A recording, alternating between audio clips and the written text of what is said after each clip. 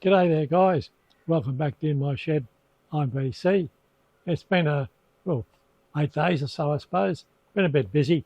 Lots to do when you're on your own, and plenty of grass to keep ahead of. Boy, it's really been growing last couple of weeks.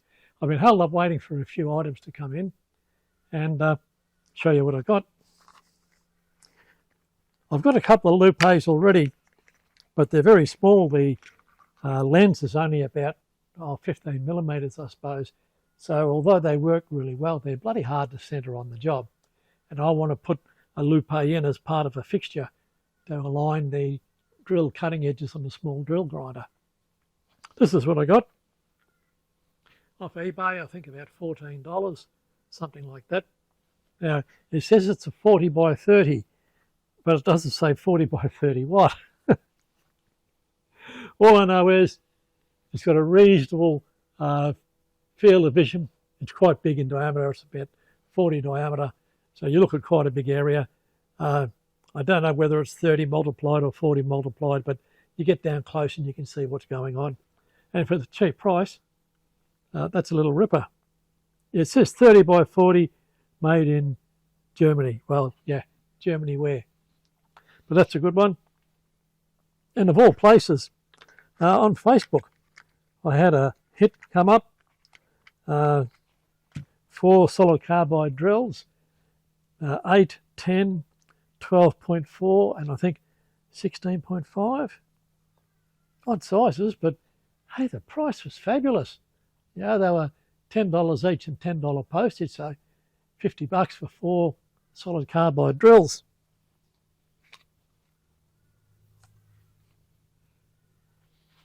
And that's one of them. I better not drop it. They're a very stubby pattern. I don't know if that's Swiss lathe or whatever you call it. They're shorter than a standard stub drill, but it gets me into carbide or more carbide drills. I've got a small set, but this is really, really good. Now, they were stated as being new. I don't know. Packaging looks all crummy. And they've all had a regrind on the edge. I haven't seen factory drills sharpened like that. So it's got conical relief behind the cutting edge, but then just a simple facet ground in. They might be new. I don't know. I'm not going to say they're not because, as I said, I don't know. All the same pattern.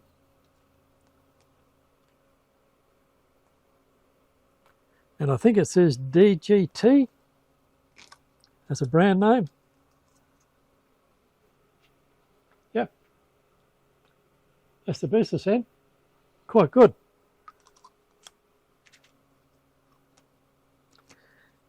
Now, I've been doing a little bit of shape of work that I'll bring you in on shortly, and it wasn't until after I almost finished the job that I realised I didn't have to do it, but I'll go ahead. It gives me 2 pieces of material instead of 1. So I'll bring you back when there's a bit of machine cutting happening.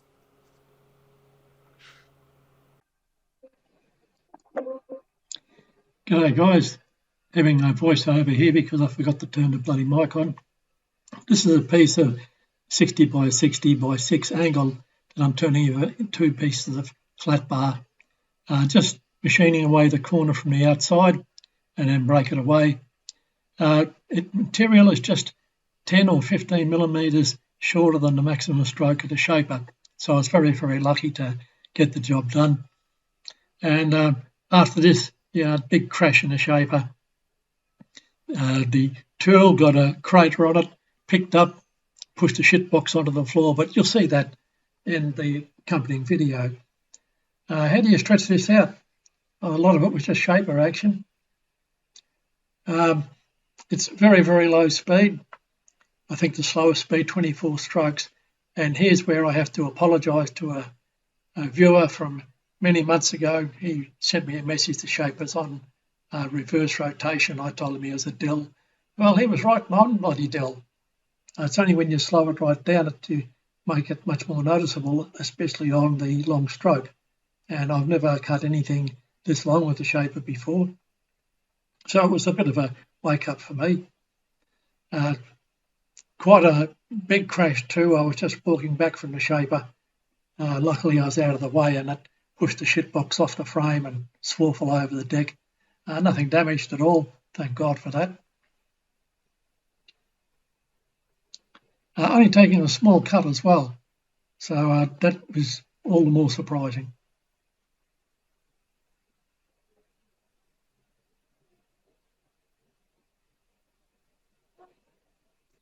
Okay, here I stopped the shaper, disengaged the power feed and cranked the table back again for another cut, showing everybody the ball spot if I didn't have a cap on. Now I found that the top slide has a fair bit of stick slip, so after I add the feed I lock it up. I have had a case where the full feed wasn't engaged for a couple of strokes and then it comes down and engages 2 millimeters and throws the work out of the vise. At least cutting in this direction, it throws it out of the vise. It doesn't smash the till post or anything evil like that.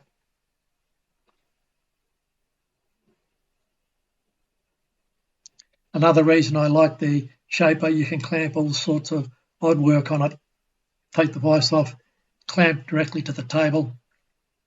And it does a few things that you find difficult with later model machines like keyways, making round holes square inside.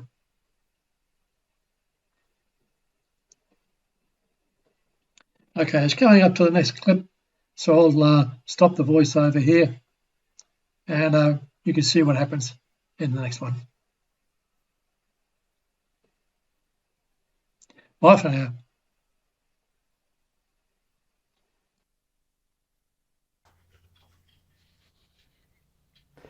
Well, there you have it.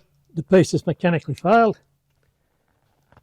So it took a while to cut through, but I've got patience and retirement. Now I'll just pair them up in the vise and bring them down to the same level, and deburr, job will be over. Not too bad to do.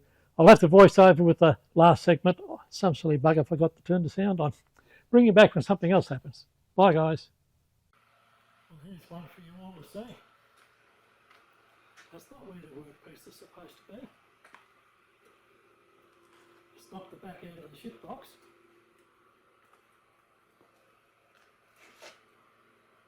And this one I can't understand. Just a 1mm finishing cut. Same tool I've been using all day.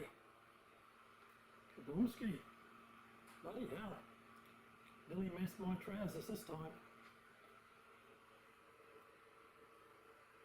That's why you don't keep your meaty parts anywhere near the machine. Bloody hell. Well guys, crash bang goes the shaper. I still don't know why it happened or how it happened, but for the sake of a couple of bits of flat bar out of a piece of angle, the poor old shit box, or swarf box if you want to be polite, is a bit gumbuckly and that'll take a bit of panel beating. I hope I haven't buggered the little stops that go into the T-slots. It has needed a good clean out, so yeah, I'll use that as an excuse.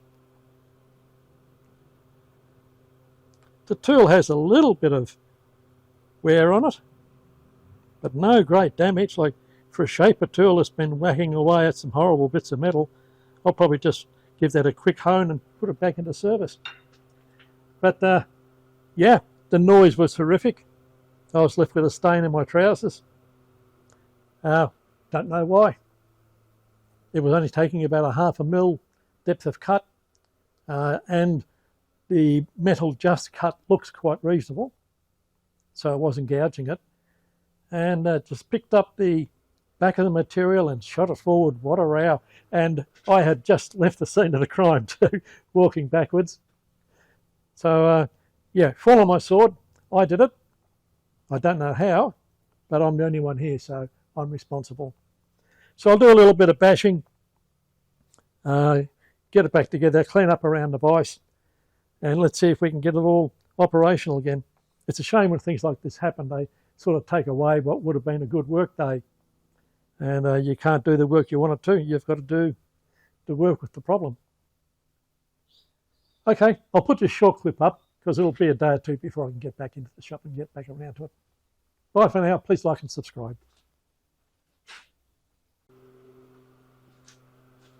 G'day again, you lot. What do they say on Star Trek? Supplementary captain's log. I'm back on again because it was just an hour's work. I can't believe it came out so quick. A couple of the spot welds are broken away. Next time I get the MIG welder out, I'll pull the swarf box off again and give them a tack. What I did find, and it was quite surprising, at first look, the tool bit was okay.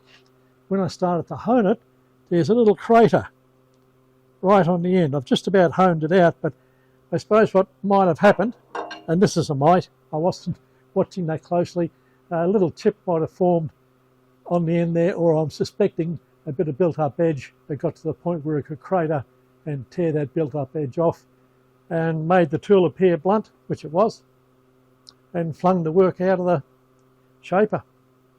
Boy, that did wake me up. Anyway, I've just got to shorten the stroke back to somewhere where it'll be more useful later on.